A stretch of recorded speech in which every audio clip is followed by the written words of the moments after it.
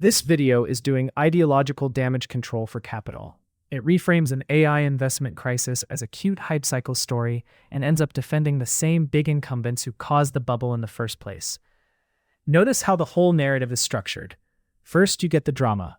OpenAI burning cash, Sora retention collapsing, Microsoft vaporizing hundreds of billions in market cap, investors getting spooked.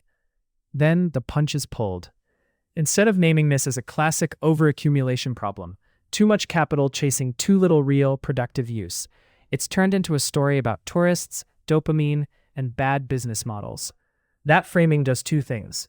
It blames individuals, bored users, overeager CEOs, doomer thinkers, and it protects the system, the idea that tech investment, shareholder discipline, and corporate control are still fundamentally rational, just briefly misguided.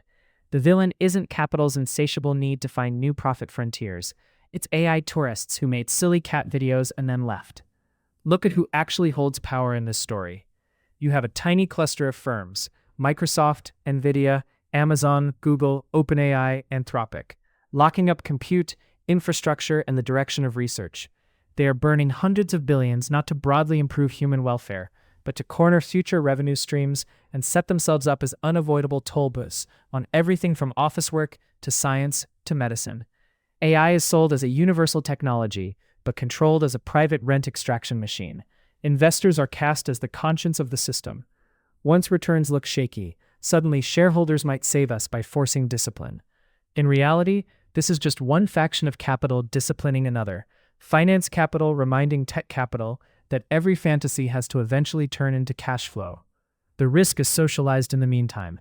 Layoffs, wage pressure, degraded work, and the cultural expectation that everyone should keep up with AI on their own time for free.